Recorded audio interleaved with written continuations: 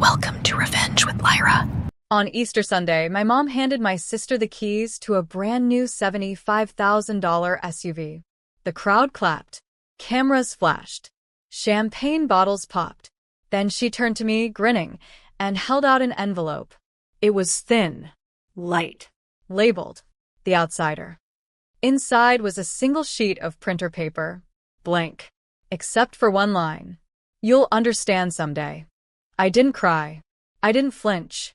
I just looked up at her as she tilted her head and said, "So, how does it feel to always be the backup?" I took a breath, and I smiled. "Let's see how you manage without the $7,000 I send every month." Her face changed. Sister's laugh caught in her throat. Dad blinked, confused. I dropped the envelope, turned, and walked out of the celebration. No drama. No scene. Just silence loud enough to rattle every glass in that luxury kitchen. My name is Tessa Marlowe. I'm 33. And if you think you know how this ends, stay tuned. What happens when the family you kept afloat tries to drown you, and you learn to swim alone? Because sometimes the most dangerous person at the table isn't the one screaming. It's the one quietly rewriting the menu. And I had just deleted my mother from the budget. That night, I turned off my phone.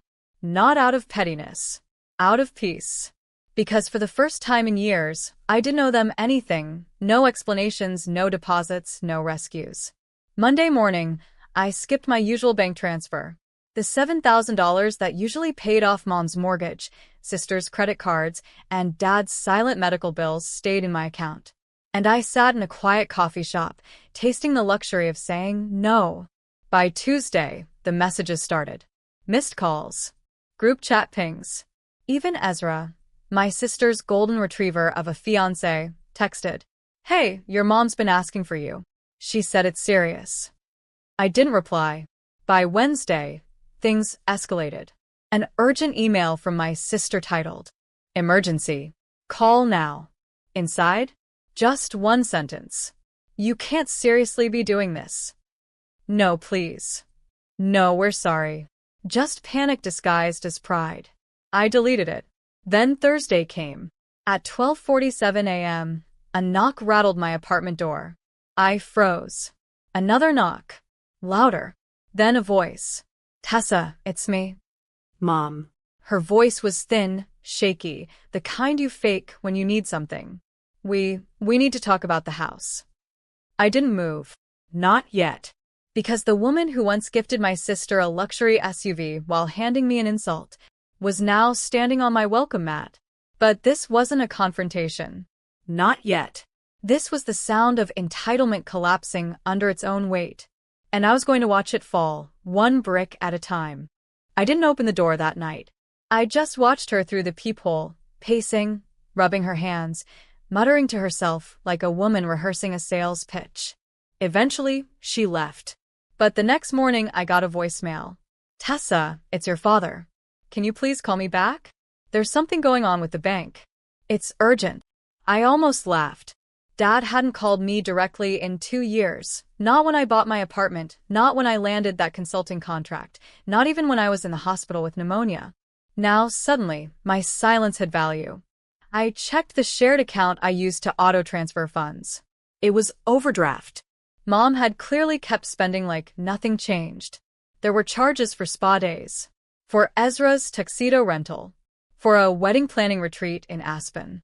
They'd used the money I earned working 80-hour weeks like Monopoly cash. Then I found something else. A digital copy of the trust fund statement for my late grandfather's inheritance, a $150,000 amount that was supposed to be split between me and my sister. It had been drained. Every cent rerouted to cover household expenses. Signed off by my mother, using power of attorney. The betrayal wasn't just emotional anymore. It was legal. It was financial. It was criminal. And yet, all they wanted was for me to keep paying like nothing happened. This wasn't about a car or a party or a stupid envelope anymore. This was about a family that saw me as a wallet with legs. And now that the wallet walked away, they were scrambling to find the zipper. But I wasn't done. Not even close. I booked a meeting with a financial advisor the next day, one of those no-nonsense women who wear sharp glasses and sharper heels. I laid out every document, the overdraft statements, the inheritance records, even screenshots of the trust withdrawals. She didn't blink. You've been financially exploited. Reclaim what's yours, legally and clean. She helped me freeze the remaining joint accounts, revoked my mother's power of attorney, and filed a formal fraud alert with the credit bureaus. I wasn't playing victim. I was preparing a case. Later that week, I mailed 3 letters. One to my parents, one to my sister, and one to their mortgage lender. Each letter included a notarized statement that I was no longer financially liable for any of their debts. By Friday morning, chaos had bloomed. My sister called 5 times, then sent a text. "You're seriously ruining everything over some stupid car?" Mom emailed, "This isn't how family works." But the final blow came from Ezra. He left me a voicemail, his voice tight with anger and disbelief. "Do you have any idea what you've done? Your mom's house might be repossessed." And that's when I realized something. They never feared losing me. They only feared losing access to me, to my money, to my silence, to my obedience. But I was done funding my own erasure. They wanted me invisible and useful. Now I was visible and unavailable. And the woman they called the backup? She was finally becoming the main character.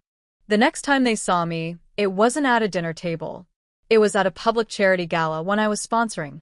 I donated $50,000 in my daughter's name, set up scholarships for girls from struggling households. On the invitation list? Not a single family member. But Mom showed up anyway. She wore a smile like armor, acting like she belonged, hugging people who didn't recognize her. Then she saw me on stage, holding the mic as I dedicated the fund to the women who were overlooked, underestimated, and quietly erased. This is your reminder. You're not invisible. You're indispensable. Applause thundered. My mother's smile cracked. Afterward, she cornered me in the hall, her voice low, urgent. "You're embarrassing us. Ezra's wedding is next month. Just come. Just be normal." I looked her dead in the eyes and said, "I hope he enjoys his gift. I used the money you stole from my inheritance and turned it into something unforgettable." Her jaw dropped. She hadn't even realized I knew. Behind her, a reporter from the local newspaper waited to interview me about the scholarship fund. "Excuse me," I said to my mom. "Some people actually value what I have to say." That night, they tried to smear me online.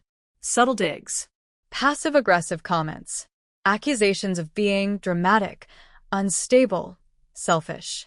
But I had screenshots, receipts, legal records, and more than that, I had peace. The same girl who was once labeled the outsider was now untouchable, not by revenge, but by evolution. The storm didn't end with whispers. It ended with paperwork. I walked into a downtown law office the following Tuesday, holding a thick manila folder. Inside, a full audit of the inheritance my grandmother left me. The one my mother had claimed was tied up in taxes. Turns out it had been liquidated 8 years ago. By her. She used it to buy that $75,000 SUV. To fund Ezra's college tuition. To renovate the lake house she claimed came from savings. There was even a forged signature on a withdrawal slip. I handed the folder to a lawyer named Camille, a pit bull in pearls, and watched her eyes darken as she flipped page by page. "We have a case," she said. "A strong one." And that's when I made the final decision. I wasn't just walking away, I was pressing charges. For fraud. For identity misuse. For breach of fiduciary duty. The next morning, my family's group chat exploded. "Ezra, how could you do this to your own mom?" "Mom, I only did what was fair." "Aunt Lila, you always love drama. This is too far." "Me, tell it to the judge." Then silence. Until noon. A text from Mom. "Let's talk. Privately. Please." But I didn't reply. Instead, I posted a single photo online. A screenshot of the court filing, blacked out names, just the heading visible. Caption: "Some things aren't family matters. Their felony matters. By sundown, Ezra had deleted his LinkedIn. Mom locked down her Facebook. And I got a DM from a girl I hadn't spoken to since high school. "You were always the quiet one. I'm so proud of you." It was Easter Sunday again, a full year since the SUV incident. I got a card in the mail. No return address. Inside was a photo of my mom, Ezra, and my aunt holding up signs that said, "Family forgives. Let's heal. Come home." Taped to the bottom was a check for $7,000. The exact monthly amount I'd stopped sending. Guilt, gift-wrapped. But here's the thing, I wasn't the same girl who used to beg for belonging. I was the woman who built a life on her own terms, and had the scars to prove it. So, I didn't cash the check. I framed it. Later that evening, they pulled one last card. A surprise family intervention. They showed up at my apartment unannounced. Mom crying. Ezra pacing. Aunt Lila holding a folder. We drew up a contract. Aunt Lila said, "We'll pay back some of the money. Let's just fix this." I asked, "Why now?" Ezra looked at the floor. "Because I'm running for a local council seat. And your lawsuit makes things messy." There it was. Not remorse. Just reputation management. I stood silent for a full 10 seconds. Then I turned, pulled a file from my desk drawer, and handed it to them. It was a withdrawal letter. From the family trust. From the group chat. From the legal mediation. From every agreement tying me to them. You want forgiveness? Start with the mirror. I opened the door. And if you ever want to speak to me again, try showing up for something that isn't about money. They left in silence. But for the first time, I didn't cry when the door shut. I smiled. I didn't post a clapback. I didn't blast them online. I didn't even cancel the check, though I could have. Instead, I built something better. That spring, I used the $7,000 they mailed to start a microgrant fund, one that helped women escape toxic family dynamics and start over. First month, 2 applicants. By summer, over 60. Each story reminded me, I wasn't alone. I wasn't crazy. And I wasn't bitter. I was awake. I changed my last name. I changed my locks. I changed my definition of family. On the anniversary of the SUV betrayal, I hosted a quiet dinner at a local community center. No streamers. No drama. Just 13 women who'd been left out, let down, or locked out, now rebuilding. We toasted with lemonade. Someone played Nina Simone in the background. And when they asked how I pulled through, I said, I stopped waiting for my family to love me right and started loving myself loudly. The next morning, I received one final message. It was a handwritten letter from my mom. You were always the smart one, the strong one. I just didn't want to see it. I know we've lost you, but I hope you never feel lost again. I folded the letter gently. Not to forgive, not to forget, just to file it under closure. Then I lit a candle, opened the windows, and breathed. Deep, slow, free. They used to call me dramatic. Now, they just call me gone. I didn't burn bridges. I built boundaries. And on the other side of them, I found peace, purpose, and a version of myself that no one could silence again.